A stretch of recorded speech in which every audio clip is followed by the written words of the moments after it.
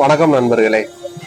சத்குருனா யாரு, நம்ம எப்படி குருவை தேர்ந்தெடுக்கணும், ஒரு சீடன்னா எப்படி இருக்கணும் அப்படிங்கிறத பத்தி தான் நம்ம இந்த பதிவுல பார்க்க போறோம். நிறைய கோயில்களுக்கு போறோம், நிறைய வேண்டுதல் வைக்கிறோம். ஆனா ஒரு கோயிலுக்கு போகணும், ஒரு வேண்டுதல் வைக்கணும் அப்படின்னு இதுக்கு முன்னாடி பதிவுல சொல்லியிருந்தேன். அதுக்கு நிறைய பேர் கமெண்ட் பண்ணியிருந்தீங்க. அது எப்படி எல்லா கோயிலுக்கும் போகலாம்ல, நீங்க எப்படி கடவுள் இப்படின்னு சொல்றீங்க அப்படிங்கிற அர்த்தத்துல அவங்க புரிஞ்சுக்கிட்டாங்க. நான் சொன்னதோட அர்த்தமே வேற. இந்த பதிவை நீங்க முழுசா பாத்தீங்கன்னா அதுக்கு உண்டான சந்தேகங்கள் எல்லாமே தீர்ந்துரும்.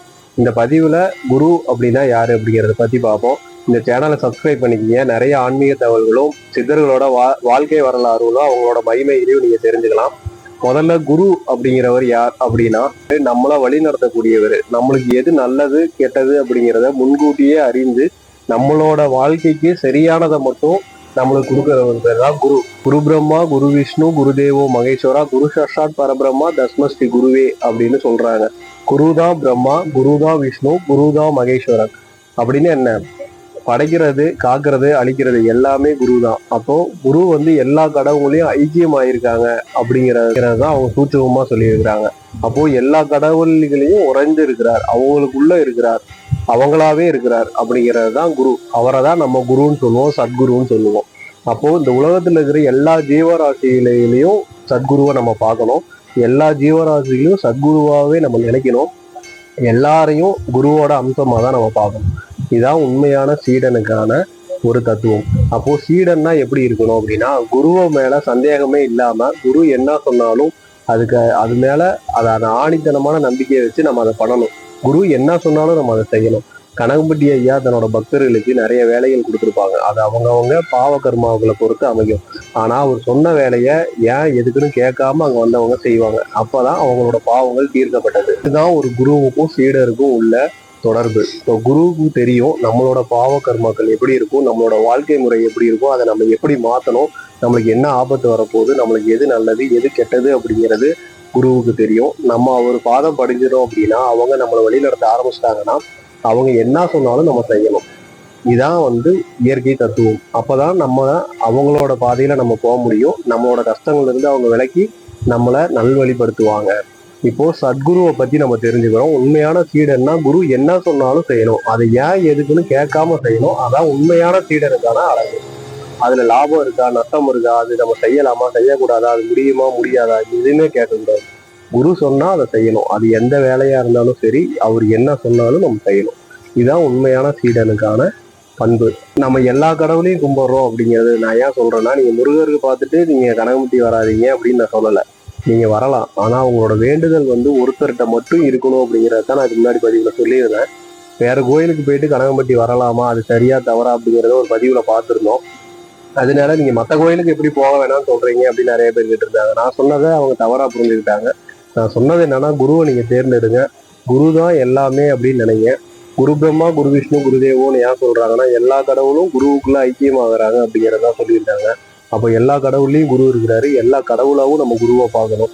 குரு தான் நம்ம வழி நடத்துறாரு. இதை உணர்ந்துட்டோம் அப்படின்னாவே நம்ம ஆன்மீகத்துல ஒரு பாதை கடக்கிறோம் அப்படின்னு அர்த்தம். இது வந்து ரொம்ப கஷ்டமான ஒரு செயல்.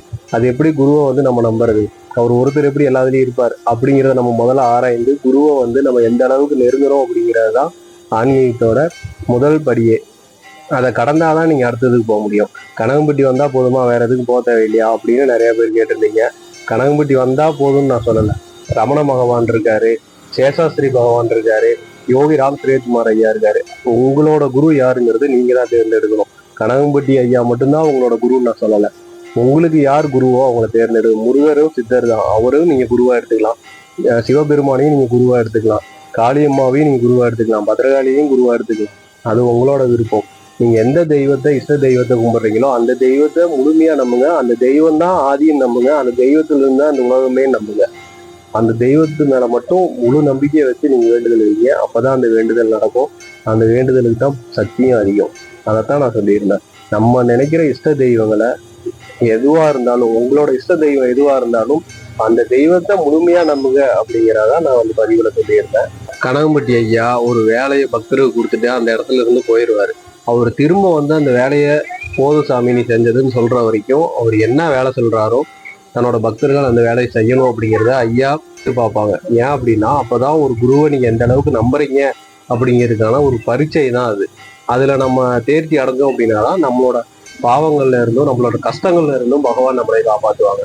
நிறைய பேர் இதெல்லாம் எங்களால பண்ண முடியாது அப்படின்ட்டு விட்டுட்டு போனவங்க எல்லாம் திரும்ப அந்த துன்பத்துல அகப்பட்டு வாழ்க்கையில ரொம்ப கஷ்டப்பட்டு இருக்கிறாங்க.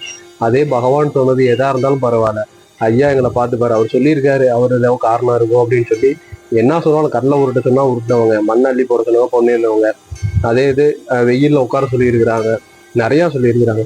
அது மாதிரி எது சொன்னாலும் பரவாயில்ல, நாங்க ஐயா சொல்றது பண்றோம்னு பண்ணவங்க அவங்களோட கஷ்டத்துல இருந்து மீண்டு வெளியில வந்துட்டாங்க. இதுதான் சத்குரு அப்படிங்கிறவங்களோட தன்மை. இப்போ சீடன் வந்து என்ன சொன்னாலும் குருவை நம்ம நம்பணும். குரு தான் எல்லாம் நம்பணும். குரு தான் முருகர், குரு தான் கணபதி, குரு தான் ஐயப்பன். இப்படி நீங்க எல்லா தெய்வத்தையும் நம்ம குருவுக்குள்ள பார்க்கணும். குரு தான் விஷ்ணு, குரு தான் சிவபெருமான், குரு தான் அவர் தான் எல்லாமே. படைப்புகள் எல்லாமே அவரு தான், ஜீவராசி எல்லாமே அவர் தான். இதைத்தான் பகவான் வந்து சொல்லியிருந்தாங்க. இதைத்தான் நான் அதில் சொல்லியிருந்தேன். ஆனால் அது யாருக்கும் புரியாம ஒரு சில பேர் கேட்டிருந்தாங்க. ஆனால் அதுலேயும் நிறைய பேர் இதை நாங்கள் உணர்ந்துட்டோம், நாங்கள் இப்போ ஐயா தான் எங்களுக்கு எல்லாமே, அவர் தான் எங்களுக்கு எல்லாமே, எல்லா தெய்வத்தையும் நாங்கள் அவருக்குள்ள பார்க்குறோம் அப்படின்னு நிறைய பேர் கமெண்ட் பண்ணியிருந்தாங்க. அது ரொம்ப மகிழ்ச்சியா இருந்துச்சு. இப்போ நம்மளோட குருவை தேர்ந்தெடுக்கணும். உங்களோட கடவுள் யாரா இருந்தாலும் அவங்கள நீங்க குருவா ஏத்து அவங்கள மட்டும் நீங்க ஒரு நம்பிக்கையோட நீங்க வழிபட்டு பாருங்க. அதோட வேண்டுதல் இன்னும் பவர்ஃபுல்லா இருக்கும். உங்களோட வாழ்க்கையில பல மாற்றங்கள் நடக்கிறத நீங்க உணரலாம். காஞ்சி மகா பெரியவாவோட சீடர் ஒரு நாள் ரமண பகவானை பார்த்துட்டு வரேன் அப்படின்னு உத்தரவு கேட்குறாங்க. அப்ப பெரியவா சிரிச்சுக்கிட்டே கேட்குறாரு, அங்க பகவான் உனக்கு என்ன தருவாங்க அப்படின்னு கேட்குறாரு. தெரியல, அவரை பார்க்கணும்னு எனக்கு ஆசையா இருக்குது பெரியவா அப்படின்னு சொல்லி கேட்குறாங்க. பெரியவாவும் சிரிச்சுக்கிட்டே போயிட்டு வா அப்படின்னு வழி அனுப்பிச்சாரு. அந்த சீடர் அங்கிருந்து திருவண்ணாமலைக்கு வராங்க. வந்து ரமண மகரிஷியை பார்க்குறாரு. அவரோட அந்த அமைதி, அந்த சூழல், அவரோட முகத்துல இருக்கிற பிரகாசம் எல்லாத்தையும் பார்க்குறாங்க. ஆனா அவருக்கு திருப்தி ஆகவே இல்லை. திரும்ப அவர் வந்து மகா பெரியவாட்ட போயிடுறாங்க. அப்போ திரும்ப பெரியவா கேட்குறாரு, ரமணரை பாத்தியா, ரமணர் என்ன சொன்னான் அப்படின்னு சொல்லி கேட்குறாரு.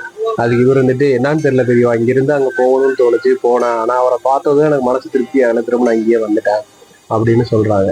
அப்பதான் பெரியவா சொல்றாரு, உன்னோட தேடல் வந்து ஒரு முகமா இருக்கணும், ஒருத்தர் மேல இருக்கணும், அப்பதான் நீ முழுமையை அடைய முடியும். என்னூல் நீ ரமணனை நீ பார்த்திருந்த அப்படின்னா நீ இதுக்காக அவ்வளவு தூரம் போயிருக்க மாட்டார் அப்படின்னு ஒரு விளக்கம் கொடுத்துருப்பாங்க. இதே இது ரமணரும் காஞ்சி மகா பெரியவாவுக்கும் நிறைய மகிமைகள் ஒருபட நடத்தி இருக்கிறாங்க தன்னோட பக்தர்கள் வாழ்க்கையில. இன்னும் பல அதிசயங்களும் அற்புதங்களும் ஆன்மீகத்துல நிறைய இருக்கு. நம்ம தெரிஞ்சுக்க வேண்டிய விஷயங்கள் நிறைய இருக்கு. முதல்ல குருவை நம்ம தேர்ந்தெடுக்கணும். நீங்க எல்லாரையும் இப்ப நீங்க கனகமுட்டி ஐயா தான் உங்க குருன்னு நான் சொல்லுவேன். உங்களுக்கு குருவை நீங்க முதல்ல தேர்ந்தெடுங்க. அவங்கள நீங்க தேர்ந்தெடுத்தாதான் நம்ம வாழ்க்கையில முன்னேற முடியும். அது எப்படி தேர்ந்தெடுக்கிறது அப்படின்னு நிறைய பேருக்கு தெரியாது. இப்ப நீங்க நிறைய கோயில்களுக்கு போவீங்க, ஆனா ஒரு சில கோயில்கள் மட்டும்தான் உங்களுக்கு அதிக ஈர்ப்பா இருக்கும். நீங்க அங்க போறப்போ ஒரு புதுவிதமான ஒரு புத்துணர்வு உங்களுக்குள்ள வர்றதை நீங்க ஃபீல் பண்ணுவீங்க. அப்படி இருக்கிற இடங்களை நீங்க தேர்ந்தெடுத்து அங்கதான் உங்களோட ஆத்மா ரொம்ப கனெக்ட் ஆகுது அந்த தெய்வத்தோட. அப்ப நீங்க அவங்களதான் குருவா எடுக்கணும். இப்ப கனகம்பட்டி ஐயா நிறைய பேருக்கு குருவா இருக்கிறாங்க. ரமண பகவான் நிறைய பேருக்கு குருவா இருக்கிறாங்க. காஞ்சி மகா பிரிவா நிறைய பேருக்கு குருவா இருக்கிறாங்க. இன்னும் எண்ணற்ற மகான்கள் வாழ்ந்துட்டு இருக்கிறாங்க. திண்டுக்கல் பக்கத்துல கசவனம்பட்டிங்கிற ஒரு ஊர்ல மௌனகுரு நிர்வாண சாமிகள் ஐயா இருக்காங்க. அவங்க பல பேருக்கு குருவா இருக்கிறாங்க. பல அற்புதங்கள் பண்ணியிருக்கிறாங்க. அவரை சுற்றி நிறைய ஜீவசமாதிகள், நிறைய மகான்கள் ஜீவசமாதி ஆயிருக்கிறாங்க. பழனிமலையை சுற்றி ஏகப்பட்ட மகான்கள் ஜீவசமாதி ஆயிருக்கிறாங்க. நீங்க முதல்ல உங்களோட குரு யாரு அப்படிங்கிறத நீங்க தேர்ந்தெடுக்கணும். அப்பதான் உங்களோட வாழ்க்கையில நீங்க அடுத்தடுத்த படிக்கு ஆன்மீகத்துல முன்னேற முடியும்.